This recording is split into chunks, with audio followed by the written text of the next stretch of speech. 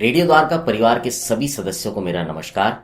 आज मैं आपको सुनाने जा रहा हूं एक छोटे से गांव में रहने वाले एक लड़के जिसका की नाम नंदू था की कहानी।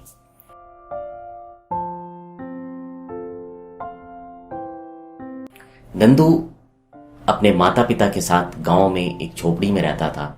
नंदू के माता पिता बहुत गरीब थे और मजदूरी करके किसी तरह से 2 वक्त की रोटी का इंतजाम कर पाते थे।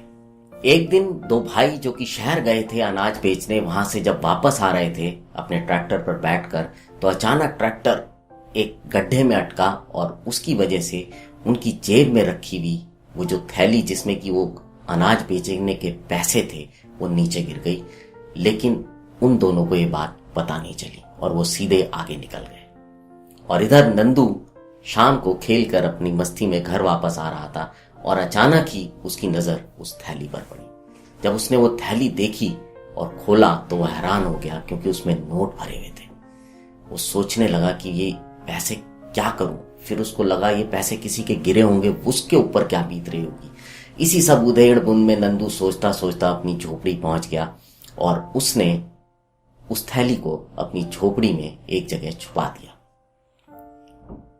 नंदू था तो गरीब, उसके पास कुछ था नहीं, लेकिन वो था समझदार। उसके बाद नंदू वापस उसी रास्ते पर आया क्योंकि उसको उम्मीद थी कि जिस भी आदमी की ये थैली गिरी होगी वो इसको ढूंढने जरूर वापस आएगा। इधर जब ये दोनों भाई घर पहुंचे और जब उन्होंने देखा कि वो थैली जिसमें वो पैसे रखे हुए थे वो नहीं है, तो बहुत दुखी हुए और वो सोचने लगे कि अब तक तो कोई ले गया होगा और हमारी सारी पूरे साल की जो मेहनत थी वो खराब हो गई। लेकिन क्योंकि उसमें पैसे बहुत ज्यादा थे, फिर भी उन्होंने सोचा चलो वापस चलकर रास्ते में देखते हैं।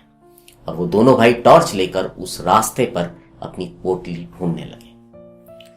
जब नंदू ने देखा उन दोनों को पोटली ढूंढते हुए, तो नंदू ने उनसे पूछा, अंकल आप क्या ढूंढ रहे हैं? उन भाइयों ने उसकी बात को अनदेखा कर दिया और थैली ढूंढने आगे निकल पड़े। नंदू को लगा कि शायद ये थैली इन्हीं की हो। नंदू ने एक बार और पूछा कि अंकल आप लोग क्या ढूंढ रहे हैं? तो उनमें से एक भाई बोला, अरे दिमाग मत खराब कर, पहले ही बहुत परेशानी है, कुछ भी ढूंढ रहे हैं, तेरे को क्या। और वो फिर ढूंढने लग गए। अब नंदू को लगा कि ये शायद अपनी पोटली ही ढूंढ रहे हैं। तो नंदू ने उनसे पूछा कि क्या अंकल आप कोई पोटली ढूंढ रहे हो? नंदू की ये बात सुनकर दोनों भाई चौंके और उन्होंने कहा, हाँ बेटा हम पोटली ढूंढ रहे हैं। नंदू ने बोला, आप अपनी पोटली की पहचान बताइए। जब उन दोनों ने वो पहचान बताई तो नंदू उनको लेकर अपनी झोपड़ी में गया और ले जाकर वो पोटली उनके हाथ में दे दी। ये देखकर दोनों भाई बहुत हैरान हुए और खुश हुए कि इस बच्चे ने इतनी ईमानदारी दिखाई। उन्होंने अपनी पोटली में से कुछ पैसे नंदू को देने चाहे, लेकिन नंदू ने वो मना कर दिया। जब भी हमारा जन्म होता है तो ये जो नंदू वाला फीचर है, मतलब कि ईमानदारी वाला जो फीचर है, वो हमारे साथ आता है।